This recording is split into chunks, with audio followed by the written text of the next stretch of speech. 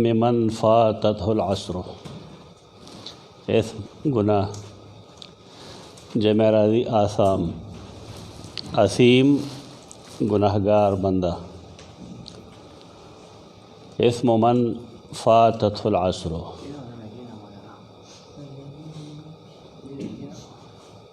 گناہ داغه چا چې داغه نه عصر فوت شي.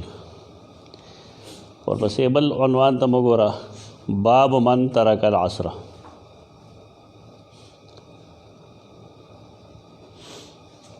باب داغه چا په باره کې چا مازدیګر پرېښی دی. آیا دا دواړه ابواب مترادف دي؟ مانند من فاتته العصر او کنه دا د امام بخاری رحمه الله اجتهاد دی. ځکه مضمون د دواړو حدیثونو هو تقریبا یو دی.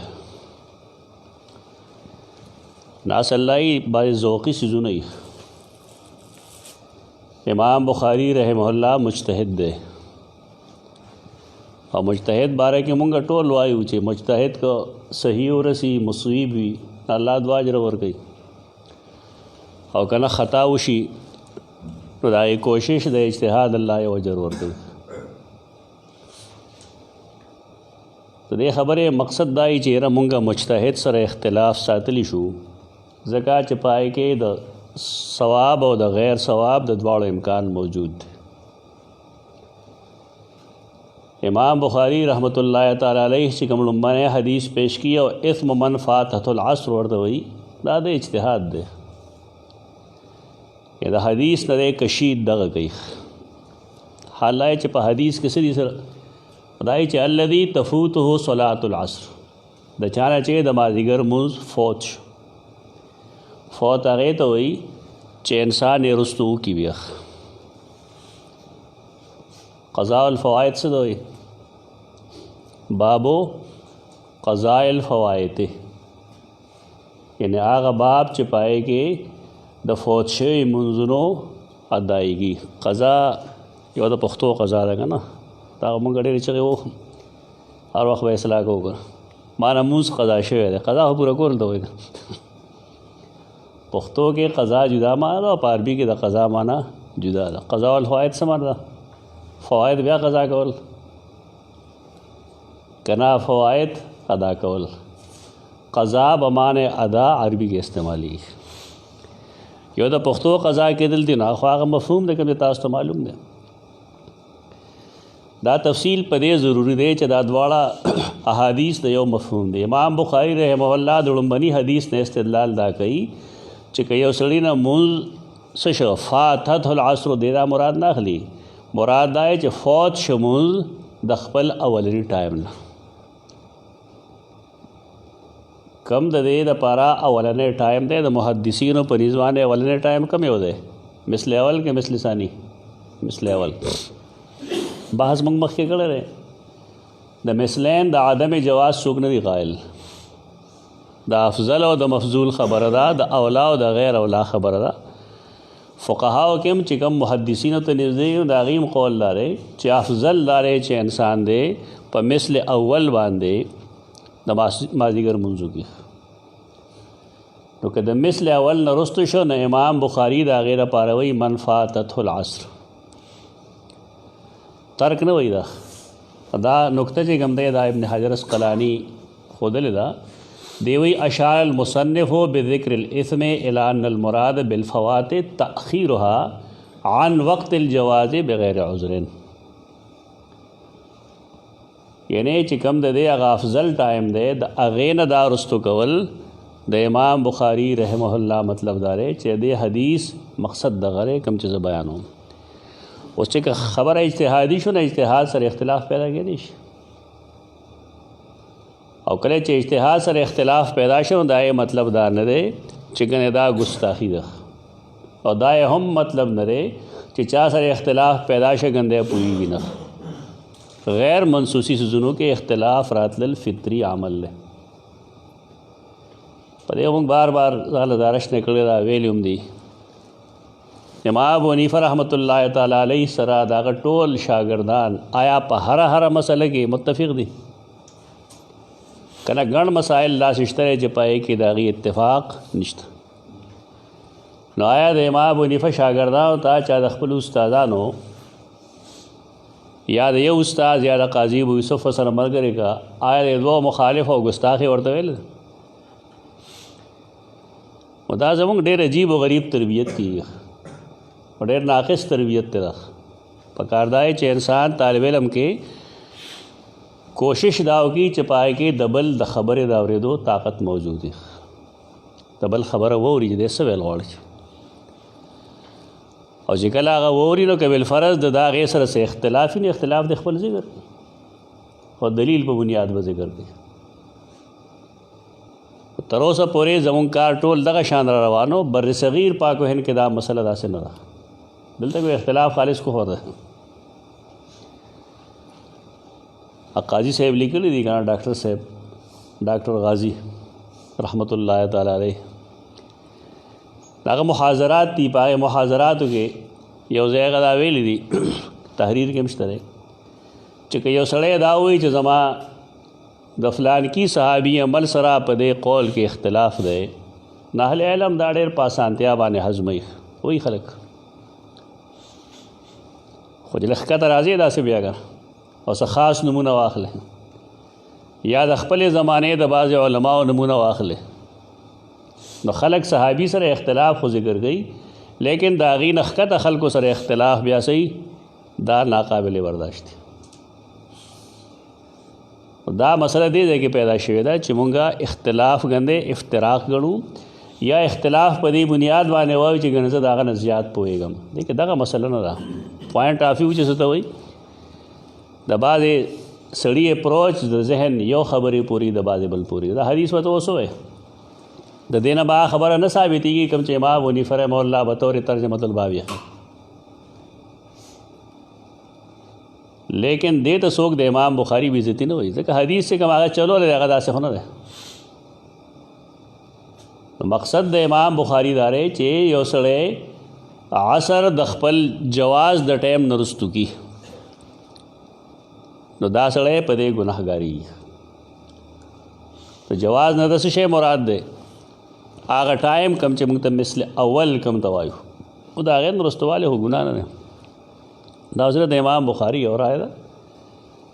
مثلینو باندې هم د مازدیګر لمونځ صحیح طریقې سره ادا کېدل صحابه کرام عمل کې شته.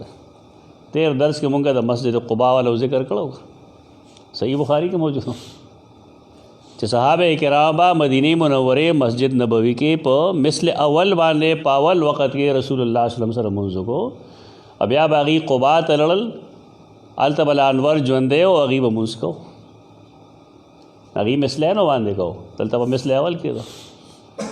نو مسله کې چې کله بنیادي طور لچک موجود دی نو موږ هم لچک پیدا کول پکار دی.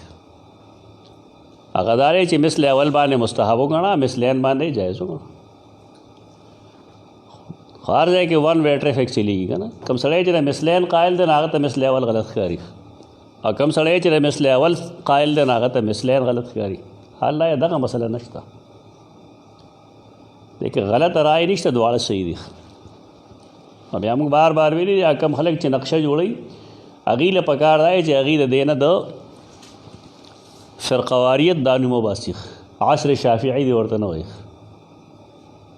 یعنې د عوامو ذهن کې دا خامخا چولي دي چې د امام شافعي مازدیګری جدا دی او د احنافو مازدیګری جدا دی.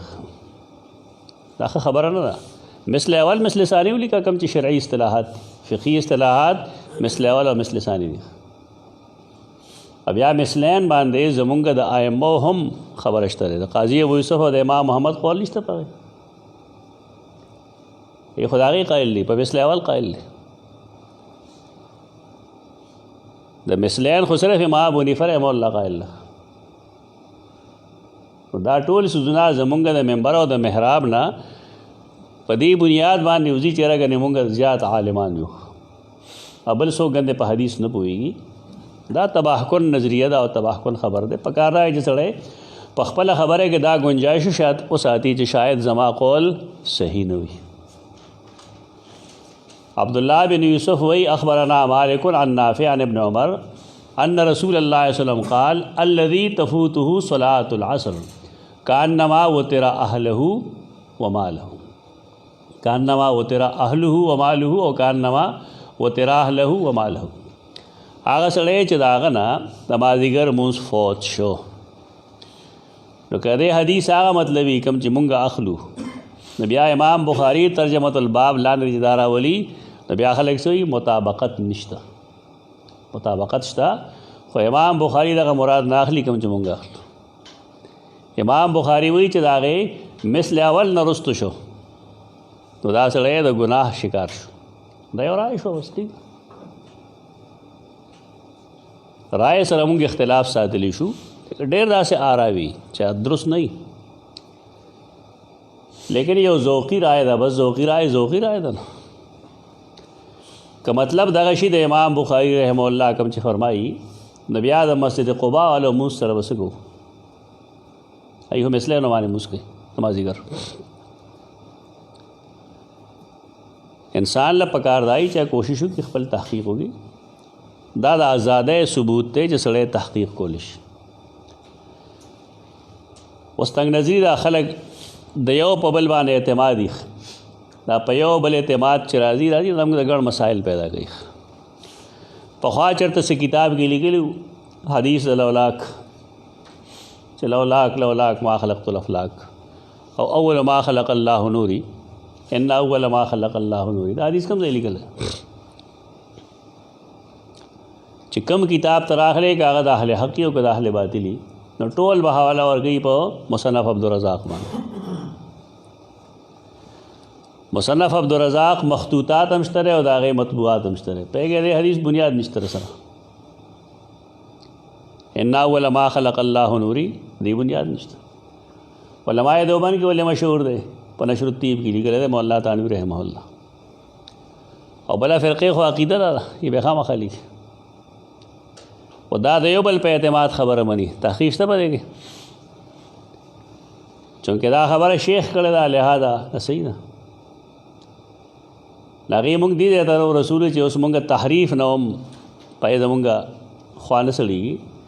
خلک دا وایي مصنف عبدالرزاق له یو جز چاپ کړی دی، بل څه وایي چې نه د هغې چېرته مخطوط موجود دی نه مطبوع موجود دی، هغه به پورې لګولی دی چې دا جي عبدالرزاق کې و، خو خلکو ته لر کړی دی. دا قسمه حرکتونه ولې کوي خلک؟ دا په دې بنیاد باندې کوي چې تحقیق وینه. حدیث په باب کې د سخت تحقیق ضرورت دی. هر چا چې ویلی دی غلطه ویلی دی، او حدیث چې کله صحیح موجود دی، که څوک یې وایي او که نه یې مونږ به وایو، ولې سند یې موجود دی صحیح. ترکې مې چې د یو حدیث متن کې شذوذ نه وي، اسناد کې شذوذ نه وي، د قرآن د تصریح مخالف نه وي، حدیث صحیح وي. دا تحقیق په دې باب کې یو ښه څیز دی. دې ته مشروطي هم نه وي، بعضې خلک ته مشروطي وایي، اکلی فلان کی تحقیق کړی دی، فلان کی کړی دی، هغه لږ دي چې کړي دي. دا به انشاءالله قیامت پر ورځ پته ولګېږي چې هغه وایي که چې ظلمت ختم شي، شپه ختمه شي، نو تا ته پته ولګي چې ته به برزون سورې که به خر سورې. پوه یعنی چې کله د انسان ته قیامت راشي، نو پته به ولګېږي چې دا بلا تحقیق جون خلق تیری دا څنګه تیری. نو بار کې دا د امام بخاری رحمه الله یو قیاس دی، یو استدلال دی. امام ابن حجر اسقلانی رحمه الله دلته کې ډېر بیچاره اخوا دېخوا تللی راغلی، لیکن څه شی نه دی ثابت کړی شیخ. بس عام خبره یې کړې ده چې مراد څه شی دی؟ تفوته صلاة العصر، د فوت نه مراد څه شی دی؟ موږ چې ورته پښتو کې قضا کېدل وایو. مونځ چې ته قضا شه د مازدیګر، کانما وترا اهله و ماله، نو گویا کې و تیرې دا ویلی شي هلاکت. لن یترکم اعمالکم، قرآن کې راځي که نه، لن یترکم اعمالکم، دا وتر دی، تباہ کېدل، کمیدل، کمزورې کېدل. یو وتر دی، وتر هغه فرد ته وایي، یو ته وایي، ناته ته وایي. ان الله وتر یحب الوتر، الله وتر دی، فرد دی او فرد خوښوي. که موږ دا معنی وکړو چې الله ناتکی دی او ناتکی خوښوي، عام معنی خو دغه کوي خلک، دا به تسلیس کیوں نه تسلیس هم وتر ده د وتر معنا پښتو اردو کې نه کیږي د وتر لفظ معنا چې کوم دا پښتو اردو کې ممکن نه دی دا فرد وي بس اوس وتر خلک دغه غني بیا وتر درې ثابتې یو ثابتې بې ځایه جګړې شروع کړي دلته کې دغه ضرورت نشته د وترو کم رکعتونه چې رسول الله صلی الله علیه وسلم نه ثابت دي هغه دې وکړي شي د رسول الله صلی الله علیه وسلم نه یو رکعت هم ثابت درې ته هم ثابت دي پنځه ته هم ثابت دي اووه ته هم ثابت دي دا یو فریق لګي بس هغه ټول عمر یو کوي چې کله نه زده کړی یو کوي او تر مرګه یو کوي څوک چې درې کوي نو هغه ته درې ښودي دی هغه هم د نورو نه واقف نه دی دا پنځه به څوک کوي دا اووه به څوک کوي اخر دا هم سنتونه دي داسې ځان ته وایي مونږ حدیث والي څه حدیث والی آسان دی پکې کتلی چې بس راهي یو باندې څه مسله نه جوړېږي دا چې خپل ځای ته ورسو هلته به وکړو انشاءالله بعض چې رسول الله صلی وسلم به کله یېرېده چې زمانه سبا راخیږي نو بیا به یې وتر یو کوه عامو حالاتو کې د وتر د یو ثابتول کار عدالت دا مشکل کار ده دا نه چې مونږ انکار کوو خو نبی کریم صلی الله علیه وسلم داغه طریقه دا وه چې هغه د شپې دوه رکعاته لمونځ کو خو چې کله به یېرېده چې زمانه اوس د سحر لمونځ خطا کېږي نو اوتر برکعت واحد دا به ناته کېږي په یو رکعت اوتر دا معنا ده نو بار کیف دا خو په هغې وخت کې و چې نبی کریم صلی الله علیه وسلم به ټوله شپه عبادت کړو سحر کې بعد سبا د راختو خطره و نه به یو رکعت یې سره یو ځای اوس دا خبره چې سړی ماسخوتن هم یو رکعت کوي نو دا مسله جوړوي په دې ثابتول هغه مشکل کار ده آثارو نه خو ټیک ده لیکن آیا د مرفوع احادیثو کې دې ثبوت شته دی دا ډېر په مشکله ملاویږي د هغې وجه دا ده چې رسول الله صلی الله علیه وسلم به د شپې تهجد څه ټایم کې کول ماسخوتن کې سهار هغه ټایم کې به ثبوت وي د شپې د مخې نه د یو رکعت وتر ثبوت دا لږ مشکل وي دا زمونږ بیا خبرې راځو مونږه چې زمونږ تربیت په دې اندازه کېږي چې د بل خبره غلطه ده او زما دا ټیک دا کوم چې یو رکعت کې دي چېرته درې نه کوي دي پنځه هم نه کوي دي هم نه کوي بس یو باندې کوي ځکه دی کې اسانتیا ده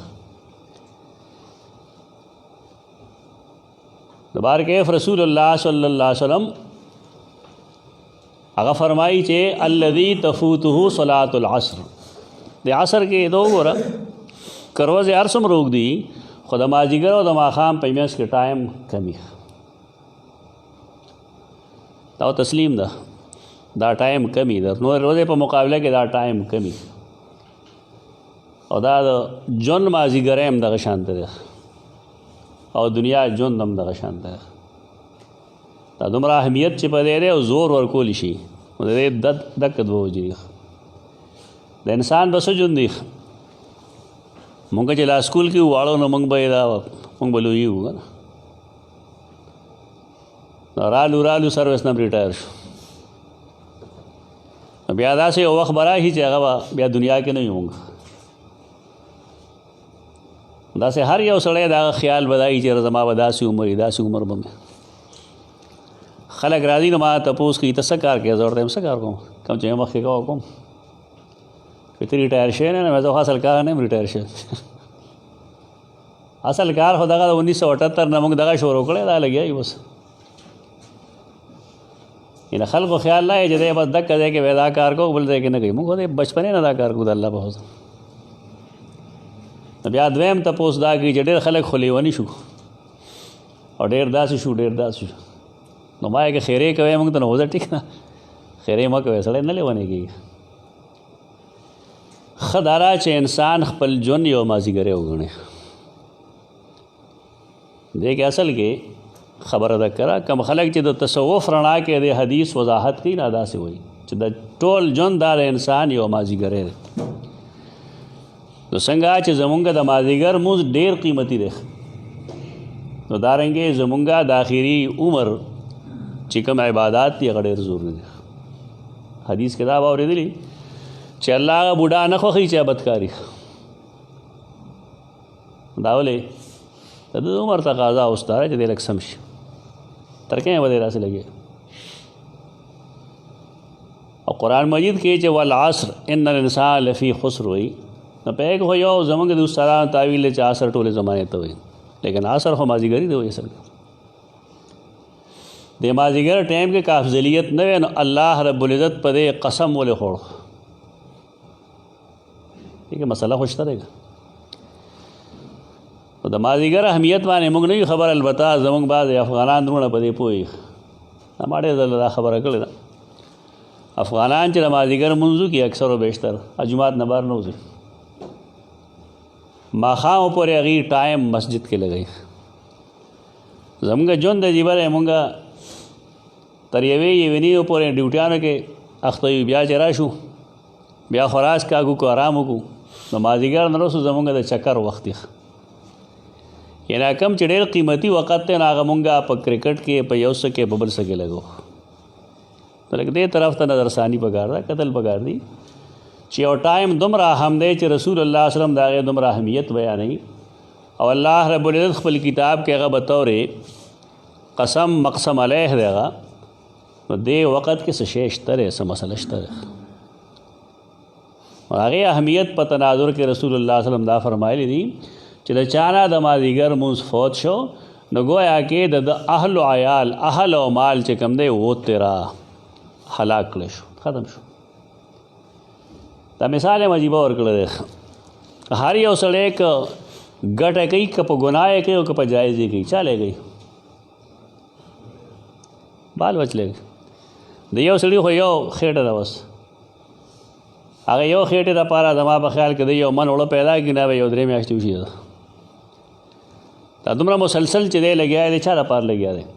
د خپل مال مثمر کول غواړي، هغه ډېرول غواړي، او ځان دپاره نه بلکې بال بچ لی ډېرول غواړي.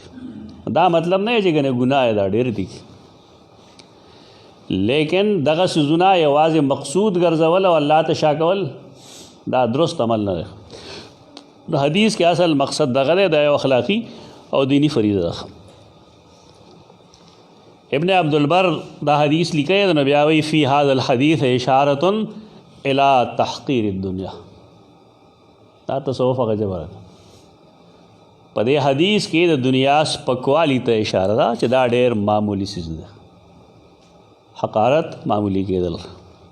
قرآن کې متاع دنیا قلیل ویل، او د ټولې دنیا د آخرت په مقابله کې څه حیثیت دی هغه هم قرآن ویل. اصل دا دی چې د قرآن او د حدیث منبع یو ده. دا خلکو له قرآن نه ورځي، نه حدیث پې ناشنا ولګي، دی پکې لاس ویلي ټیک ټاک یې ویلي، خو چې قرآن والا ورځي نه حدیث باندې پوه شي چې قرآن یې نه ویلي. دا کوم چې ځان ته اهل قرآن وي هغوی له قرآن نه ورځي، یو د چا آرا کړي، لکه د پرویز رایې خپله کړه، چا تمنا مادي رایې خپله کړې ده. نا خو د عام مقلدینو هم بدترین مقلد دی، په ګناه کې تقلید کوي، هغوی ته پکې ډېر تضادات ښکاري.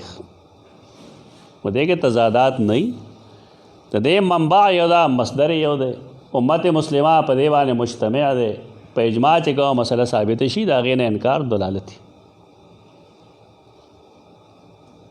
مونږ نن څه باندې روان یو؟ قرآن او حدیث. آیا مونږ رسول الله صلی الله علیه وسلم لیدلی؟ تواتر عملی میں سے شعر ہے. تواتر عملی په دین کې مستقل دلیل دی. په یو څیز باندې ټول امت مجتمع دی، یوازې دې زمانې نه بلکې صحابه کرامو نه واخلې تر اوسه پورې امت په هغې مجتمع دی. د هغې نه د انکار څه توک دی آخر؟ ولې سړی انکار کوي؟ قرآن مجید چې ویتبع غیر سبیل المؤمنین ویلي دی، نه څوک مراد دی؟ نن خو ګزه رسول الله صلی الله علیه وسلم منم نو هم د تواتر عملي په بنیاد منم، که قرآن مجید تسلیموم د تواتر عملي په بنیاد باندې منم. نو دا ډک حوصله بازي نه ده پکار، خامخا لګیا دي قرآن او حدیث کې او تضاد پیدا کړي، بیا خلک بېلارې کوي، مس ګایډ کوي. دا غلطي ده. نو الته کې مونږ د خپل ټایم نه اړولې نه اسم من فاتت العصر بل باب دی باب من ترک العصر دیکھے با ډبلنګ ځکه نه چې الته کې د امام بخاری مطلب جدا دی مطلب دا دی چې یو مثل اول باندې د مازدیګر مونځ کول پکارو د هغې نه وروسته کو نه ښې ونه کړل مونږ وایو دا نه وایو چې ګناه وکړو ځکه چې هلته کې د صحابه کرامو عمل ګوره امام بخاری هم انسان دی که فقهاء کرام سے اجتهاد کی خطا کی نو محدثین هم اجتهادات کی و خطا کی ایک صاحب خو نشته که یو فقیه چرته کې د نالګي په بنیاد باندې ستېرې پیرې خبرې وکړې نو ول د محدثینو دامن پاک دی د دې حقایقو چې کوم دی ادراک کول پکار انسانان دي امام بخاری رحمت الله تعالی علیه چې د سفیان کوم قول د نعیم بن حماد حواله سره لیکل دی چې د امام ابو حنیفه رحمه الله د مرګ اطلاع را رسیدا نو سفیان ویل چې خو شو چې ابو حنیفه مړ دی ما رأیت اشأم منه ما هغه نه زیات اشأم شوم بدفعل سړی نه لیدلی چېرته اب اسلام چې کوم دی عروتن کټ کو تاریخ الاوسط کې دا لیکلی امام بخاری رحمه الله چې دا روایت لیکي په دې څه تنقید لیکلی دی بعضې خبرې مونږ نه کوو خو چې تا ته دا معلومه شي چې دا زیاتې یوازې فقها نه کوي انسانان دي نعیم بن حماد کانا کذابا ادرودنو اگر چې د امام بخاری استاد او محدثین ټول لیکي ابن رجب لیکي جامع العلوم والحکم کې چې هغه د امام ابو حنیفه په مصالبو کې مصالب باندې بده او د حدیث د تقویت لپاره به احادیث وذکر زموږ د علاقو کې چې کوم خلک د امام ابو حنیفه مخالف دي د امام بخاری دا قول باندې نه خېدا دا خبره نه دا مشران او اخطا دي اخطاو کې خلک اتباع نه کوي دا غلط قول ده امام بخاری رحمه الله دلته کې مخالفت داغه فقهاو کی چاره مثلین قائل اصل دغه مقصود ونه حدیث خو دواړه یو دي دا دوه ټاپکس مقصد اصل کې دغه دی دا علمی نقطه چینه وی زموږ د پاره دواړه چې کوم دی دا سرګل نه دي عافان الله و اياهم الله دې موږ معاف کړي الله دې غیم معاف کړي خو زموږ خیال لای چې دا روانه یوازې فقها کوي دا محدثین هم کوي کله دا راځي ډېر انسان وایي چې نه یې راتلل پکار خو د بشریت خو تقاضا یې که پوره کېدل پکار دا د بشریت تقاضا ده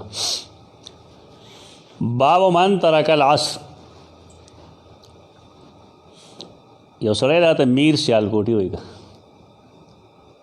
میر سیالکوټي هغه تاریخ لیکلی تاریخ اهل حدیث عالم ده سیالکوټ کتاب ما سره شته چېرته کې ما خو نه و کتلی خو هغه ډېر موده مخکې ماله یو ادارې را لېږلې او تبصرې دپاره بیا ما ولوست دا قول په هغې کې هم لیکلی دی د امام ابو حنیفه رحمه الله باره او بیا دې رد هم هغه لیکلی دی ما یې داسې اهل حدیث خوند کوي چې کم سے کم غلط ته غلط ویلی شي مکاتیب کې شاید دا چیز موجود دی زما منتخب علمی مکاتیب کې دا موجود دی پورا تفصیل سره موجود دا اسلافو دا مشرانو د اختلافات ذکر وکړه لیکن ہے کہ فریق ما جوړېږي زموږ خلک فریق جوړ شي دا فریق نه مسله بیا دای چې یو د یو تنقید کوي بل د بل تنقید کوي دا طریقه درست نه صحیح طریقه صحیح رویه دغه چې موږ ته اصل سیز معلومي چې اختلاف شروع شوی کم نه دی او نتیجه سوت د دویم باب کې وی باب من ترک العصر حدثنا مسلم بن ابراهيم قال حدثنا هشام قال حدثنا يحيى بن ابي كثير عن ابي قلابه عن ابي المليح قال كنا مع بريدة في غزوة في يوم ذي غيم غین میم اور وے کیسے تو وہی وریہ سے تو وہی غمام چور تو وہی د وریځې پر ورځ کې مونږه دغه شانتي وو. فقال بکروا بصلاة العصر. هغه څه وفرمایل د مازدیګر مونځ وختي کوئ، د مازدیګر مونځ وختي کوئ. فإن النبي صلی الله علیه وسلم قال لا بکروا بصلاة العصر. دا هغه خبره ده، حدیث رستو نه شروع کی. من ترکا صلاة العصر فقد حبط عمله. دیکھیں با تعویل کیا یو سړی تبکیر نه کوي د مازدیګر په مونځ او د مونځ د پرېښودو اراده هم نشته، نو دې دواړو کې څه ملازمه خو نشته که چې که یو سړی مونځ وروستو کې نیولی د مونځ پرېښود، دا یو طرز کلام دی، طرز تکلم دی. بس طرز تکلم په دې ورته وایو چې کله یو سړی اول وخت کې د مونځ دپاره ځان تیار نه کي، نو د شیطان وسوسه دومره غالب ده چې شاید د ده نه مونځ ټایم ختم شي او دی جومات ته لاړ نه شي. تا چې کتلی لا لیټ کمرس چې کوي جومات ته چې راځي دا ولې لیټ راځي؟ د معاشرې په کړو وړو باندې چې د کومو خلکو نظر دی نه یې په دې پوهېږي چې که دا خلک د الله اکبر الله اکبر ویلو سره دی دکان پرېښی وی کور نه راوتی وی دیو په ټایم راغلی خدای خوري سوي سوي ګړی ته وګوري یاره شل منټه لا شته دی. دنیا خو حلوتن خضرتن خوږه ده او شنه ده، دا خلک ټول ځناور دي، د ځناورو شنه ګیا او خوږه ګیا ډېره خوښه وي، نو دوی به خامخا لیټ لیټ کېږي. اوس چې کوم سړی هوښیار وي بس هغه هر څه چوړ چاړ کې جومات ته روان شي. نو داسې وختونه راشي چې سړی سلام وګرځي نو دواړو طرفو ته خلک په ځای ناست دي، السلام علیکم امام سره یو ځای ووایي. استادو تجربه هم شاید زمانه مختلف نه وي چې مونږ کله سلام وګرځو نو په لومړني صف کې 2 کسان ناست وي نو ټول ولاړ وي. د دې حدیث دغه مطلب یعنی یو سړی چې وختي لا نړ نو دی به خامخا د مونځ نه اوس لیټ کېږي. ولې دنیا کې انسان خوږه هم ده، انسان غافل هم دی، پیسې هم خوښي، شیطان ورسره هم دی، د موسم مسله هم وي. نو که دی په ټایم باندې پاسېده خبره سمه ده، که دی د ټایم نه لږ غوندې مرسته شو مونځ د ختم شوی دی. د سهار د مونځ کې به ستا تجربه وي که نه، سهار مونځ کې ولې حاضري کموي، بړستن خوږی که نه.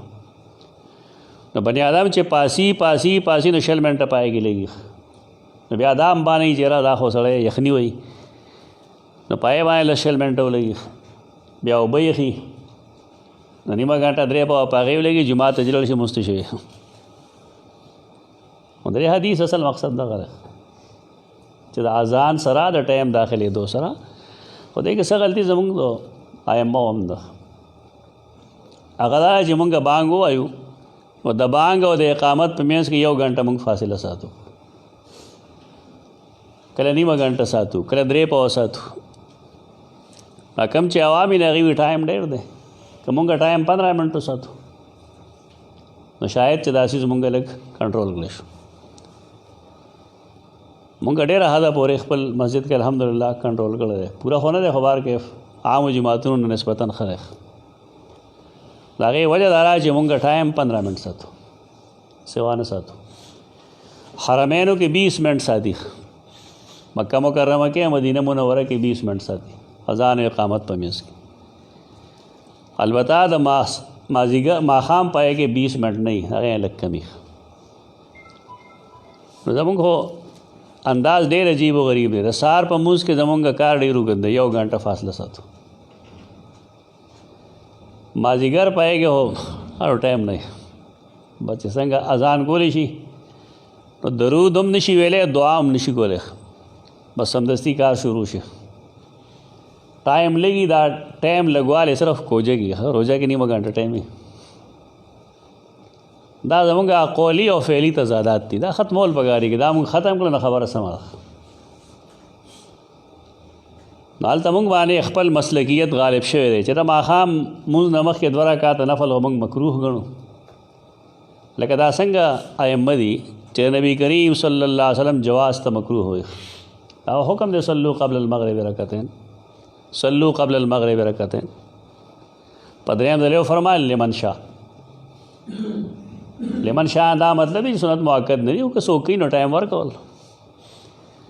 نو جواب خلک څه کوي جی غټو غټو صحابه بنه کول دا ته څه شي جواب کوي تا سوچ کړی دی خبره ته یعنی د رسول الله صلی الله علیه وسلم د فرمان جواب کوي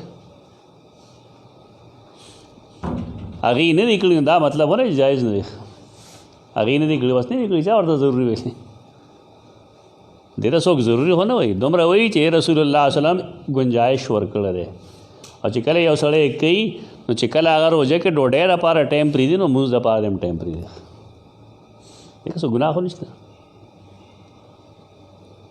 نو دا افراط او تفرید زمونږ کار ډېر خراب کړو نو ټایم دا لږ کمول پکار دی چې ټایم لږ کم کړی شي نو شاید چې خلک په دې پوه شي چې دا ټایم لږ دی ماله په وخت تلل پکار دی نو دا نه کوي ټول غلطي کوي علما کوي عوام هم غلطي کوي دي پاسي نه بکرو بصلاة العصر فإن النبي صلی الله علیه وسلم قال من ترک صلاة العصر چا چې د مازدیګر لمونځ پرېښود فقد حبط عمله نو بېشک د هغه عمل حبط شو مصنف عبدالرزاق ابن ابی شیبہ اور نور بعض کتابونو کې دا حدیث ذکر کیږي په کې د عصر لفظ نشته دا غزینا بعض محدثین دا استدلال کی چې اصل کې د هر منځ بربادول دا د حبط عمل باعث نقطه خدا لیکن هغه حدیث چې څوک وایي هغه اکثر منقطع دي یا د سیدنا ابو قلابه روایتونه هغه هم دي لیکن د هغې نه چې کوم راویان دي نو د هغې راویان او د سیدنا ابو قلابه ملاقات ثابت نه دی لہذا هغه احادیث منقطع احادیث د دې حدیث مقابله نشي کولی بیا به خبره هغه ځای له راشي چې دې کې اصل کې د عصر د وخت اهمیت موږ دا نه وایو چې ګنې نور منځونه ته قضا کې نه ګنې تا ته به ثواب ملو شي هغه هم ګناه ده لیکن د عصر دا وخت داسې دی چې الله دې له اهمیت ورکړی دی دا الله وختونه دي لکه سبا هم د الله وخت دی ماسوتن هم د الله وخت د سبا چې کوم اهمیت دی د ماسوتن خو هغه نشته یو شی چې نس کې راغی بس ټیک ده دی کو عقل نه چلیږي نه دا عقلي څیزونه دي لیلۃ القدر کې د قرآن مجید نزول شروع شوی دی قرآن فرمایلی دی خیر من الف شهر یو سړی چې دعا کوي الله نه کوي اینی ټایم یې کوي لیکن دعا اوقات داسې چې کې ښه قبلي دین د خپلو اصل ماخذونه چې مونږ وګورو نو مونږ ته دا وضاحتونه وکړي دی کې عقل نه چلیږي مازدیګر ټایم دی الله دې له افضلیت ورکړی دی د دې دا مطلب بني چې نور منځونه یې سړی قضا کوي نور منځونه خپل وخت نه رسته کول هم ګناه دی لیکن د مازدیګر پکې بالخصوص اهمیت ډېر دی د هغې اهمیت پیش نظر دغه فرمایي چې اعمال حبط شو او د حبط به څه مطلب وي عمل خو د مشرک حبط کیږي یو سړی هغه د شرک ارتکاب کړی دی نو د هغه اعمال حبط دي یو سړی چې مسلمان دی او د مازدیګر مونځ یې نه دی کړی دی مسلمان خو دی که نه دا قسمه احادیث اصل کې د خوارجو دپاره دلیل دي خوارج مرجعه دا دوه قسمه خلق دي د مرجعه خیال لري چې که یو سړی مسلمان دی او دی د ګناه کبیره ارتکاب کوي نو هغې وایي دا ګناه کبیره دله نقصان نه ورکوي دا مرجعه ورغلی د خوارجو خیال دی چې یو مسلمان د ګناه کبیره ارتکاب وکړي نو دی مسلمان نه دی بلکې دی کافر دی دا یو ایکسټریم کې دی بل ایکسټریم کې دی د ګناه کول مسلمان له نقصان نه ورکوي لا یزنی الزانی حین یزنی وهو مؤمن څه مطلب دی یو سړی د ګناه یو کار کوي نو په دغه حال کې کامل مؤمن خو نه وي ګناه خو نقصان ورکوي او د مرجعه قول غلط دی د خوارجو صحیح دی هغه هم غلط دی د هغې وجه دا ده چې قرآن مجید یو خبره کړې ده حدیث کې هم راځي چې سباب المسلم فسوق وقتاله کفر مسلمان ته بد رد ویل ګناهونه دي یا فسقون په معنا ووایه او د قتل و قتال کفر دی نو کفر څه معنا ده؟ دا حدیث هم د حدیث په شان دی، دغه هم د خوارجو دلیل دی، یعنی بطور دلیل هغه پیش کړي، غلط یې پیش کړي. غلط په دې پیش کړي چې قرآن مجید فرمایي وَإِن طَائِفَتَانِ مِنَ الْمُؤْمِنِينَ اقْتَتَلُوا فَأَصْلِحُوا بَيْنَهُمَا. مؤمن هم دی قتال هم کوي، یعنی یو سړی ګناه کبیره کوي نو د هغه نه د مؤمن نوم نه لري کېږي. دا کم خلک چې حدیث دغه طریقې سره حل کوي چې د قرآن نه جدا کړي، نا ګمراه شي بیچاره. قرآن مجید چې د حدیث رڼا کې ته ګورې بیا مسله نه پیدا کېږي. یعنی قتال د کفر دی بېشک، لیکن قرآن فرمایي که دوه ډلې د مؤمنانو یو بل سره قتال شروع کی، د مؤمنانو دوه ډلې قتال شروع کی، د قتال په وخت کې به دا مؤمنان کې کافران به مؤمنان دي، ځکه کوئی فاصله وبه نه. دا استدلال د عبدالله ابن عباس رضی الله عنهما. کاش چې مونږ د خپل اسلاف علم کتلی، مونږ ته د ابو سینا نظریات یاد دي، د نورو بې شمېره خلکو نظریات راته یاد دي، لیکن د رسول الله صلی الله علیه وسلم چې کوم شاګردان دي د هغې آرا زموږ مخې ته نه وي پراته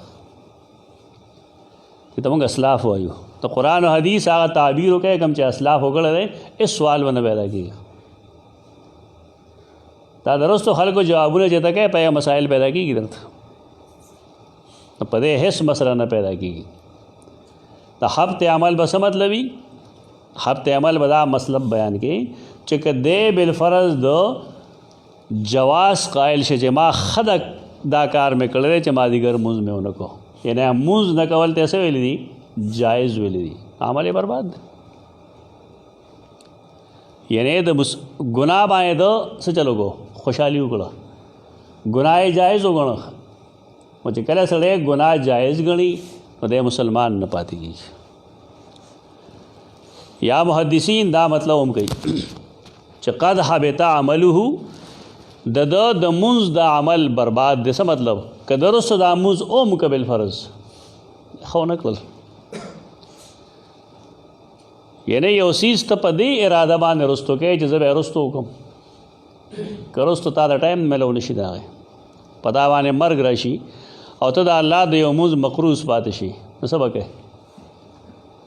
دا خو مونږ سره اهمیت نشته، ورنه قرآن نه خو معلومه ده چې ان الصلاة کانت المؤمنین کتابا موقوتا. نو دا د مازدیګر د ټایم اهمیت دی. او دریم جواب دا کوي چې دی زجرن ویلی دی، څنګه چې سباب المسلم فسوق وقتاله کفر ته زجرن کفر ویلی دی، نو دارنګې دې ته هم زجرن حبط عمل وجه ویلی ده. د بار کې دواړو حدیثونه موږ ته معلومیږي دا چې د مازدیګر د مونځ اهمیت څه دی. باید چې دې طرف ته سړی متوجه شي او خلقو کې دا شعور بیدار کړي. مازدیګر تاسو مونځ وکړئ، بیا لږ باروزه چرته که تاسو بانډو کې باروزه او که کلو کې باروزه او که ښار کې باروزه، نو تا ته معلومه شي چې اکثریت د خلکو د مازدیګر مونځ نه کوي. نو دې فکر پکار دی. د هغې وجه دا چې دا زموږ وروڼه دي، دا مسلمانان دي، د دې وجود دا جهنم ته نه خپلې غتلونکي دی. نو دې طرف ته لږ مخه کول پکار دی او دا حدیث مخکې کول پکار دي خلکو ته چې بار بار یو حدیث تعلیماتو کې راځي، بار بار راشي، بار بار راشي، نو خلکو کې بیداری پیدا شي. خدا لاغې چې مونږ د فقهي اجتهادي اختلافاتو نه حوض وکړو.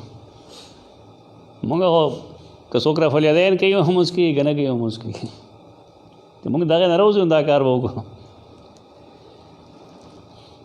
خلق جماعت ته راوستل پکار دی، بالخصوص د مازدیګر په اوقاتو کې. زه بس کې اقول قولی هذا استغفر الله لكم.